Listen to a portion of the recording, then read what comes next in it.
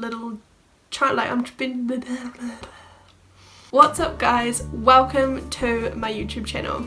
For today's video I'm going to be talking about something that I think is really important, and it's something that I'm gradually trying to focus on and like move towards later on in life, and I'm talking about plastic. I'm going to be I can't even talk. I've written it down, like I've written what I need to say right here and I can't even say it. So I'm going to be showing you 4 easy ways to live a more sustainable life. Before I jump into it, I'm just going to start out with a few facts about plastic and plastic in the oceans and all that sort of stuff. So we'll just crack on with the learning side of this video. So pretty much 91% of plastic is not recycled. So you may think that recycling, like putting your recycling out each week or whatever you do wherever you live, is a good thing, which it is, don't get me wrong, it's better than throwing it on the ground, but just be aware that not all of it actually gets recycled. And I'm not sure if that's here or if it's in other countries, but I do know that yeah, not all plastic actually ends up getting recycled when it gets taken to the recycling depot, which is crazy because you think that, yeah, I'm recycling, I'm doing a great thing for the world, but it's not actually happening, but you don't know about it. So now you know that not all of it actually ends up getting recycled.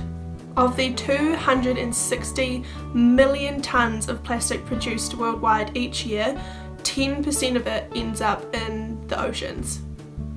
That's just ridiculous. It should be 0%. Like 10% doesn't sound like that much, but it's a lot when you've got 10% of 260 million. I'm not going to do the maths because I suck at maths, but if you want to do the maths and comment below, go ahead. But that is a lot of plastic just in the oceans, like not even on the land and stuff, so it's crazy. And then 70% of that 10% actually ends up eventually sinking to the bottom of the ocean. So a lot of it floats on the surface and you can see it and scoop it up, whatever, but a lot of it actually sinks and it damages all the sea life on the seabed and pretty much anything and pretty much anything in its path on the way down. So it's not just the stuff you can visibly see on the top of the ocean, it's all the way down to the very depths of the blue that there's plastic. It's just everywhere. So this one kind of like, it hit me where it hurt. So it pretty much says that recent studies have showed that marine plastic pollution is in 59% of whales, like the animal, 36% of seals, 40% of seabirds, and 100% of turtles that were tested. Doesn't that just blow your mind? Like 100%, like every single turtle. I don't know how many they tested for having plastic in their system, but 100% of them, every single one of them, had some sort of plastic inside their bodies.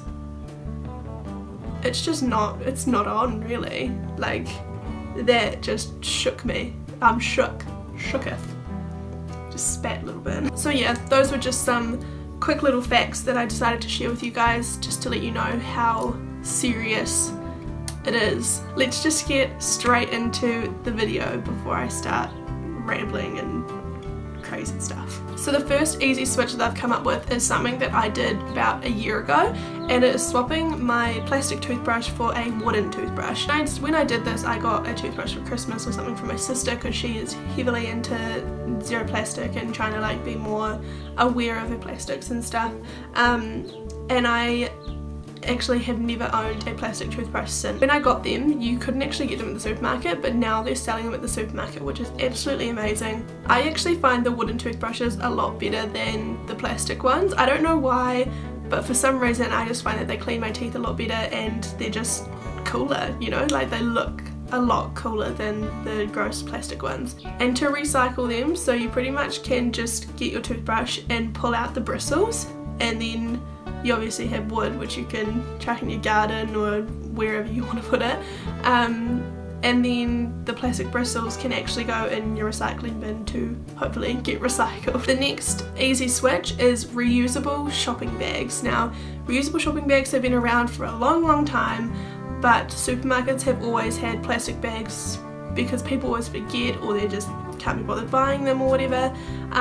But when me and James lived in Blenheim, our local supermarket actually went plastic bag free, so they got rid of all of their plastic bags. There's like a trial run, they were one of the trial stores, and it actually worked so well. So it was Countdown, and they used to sell, they still do, what do I mean they used to sell, they still do sell them.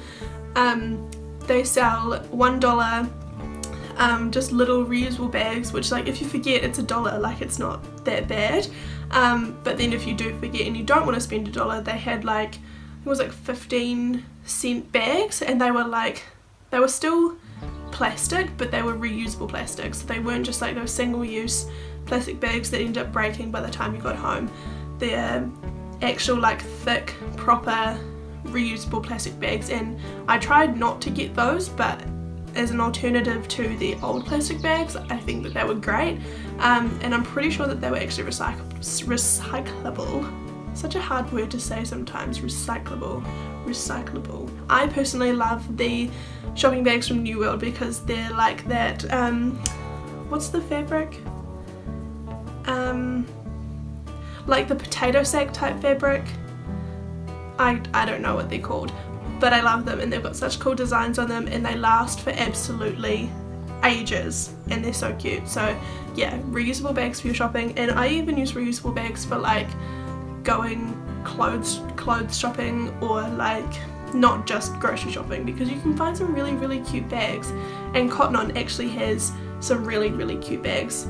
This is the bag that I was talking about, by the way. It's like that, yeah, like potato sack type bag. I don't know, I really love it.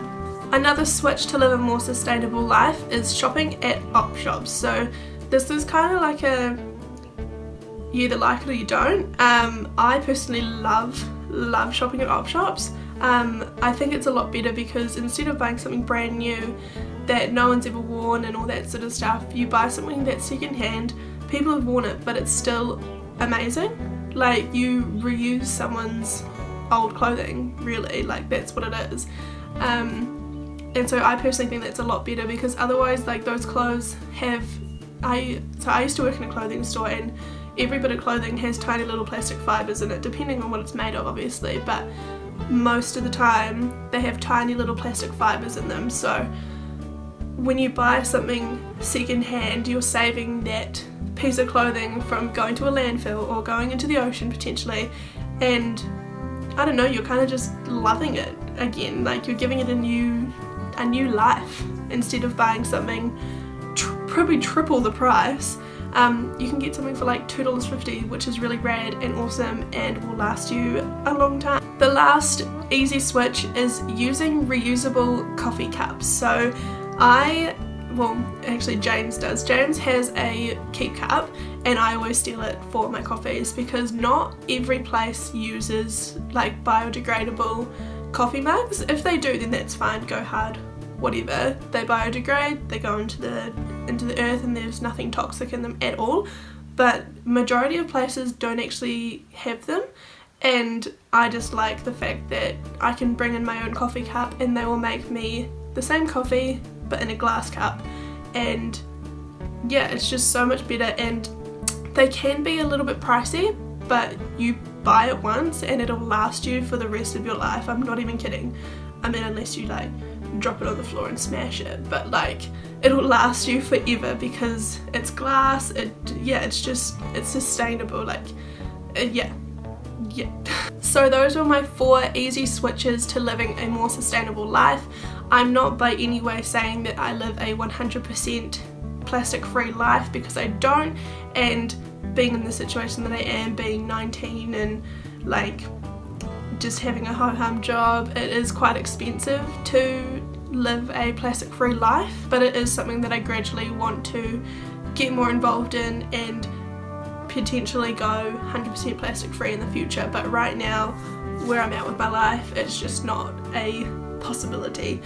But you know, these little changes make a humongous difference. So if you guys want to jump on board with these changes, then I highly recommend you do it, because it not only saves your bank, it saves the planet as well. So I hope you guys enjoyed this video. Give it a big thumbs up if you did, and comment below if you want to see other videos. Other than that, I'll see you guys next week. Bye!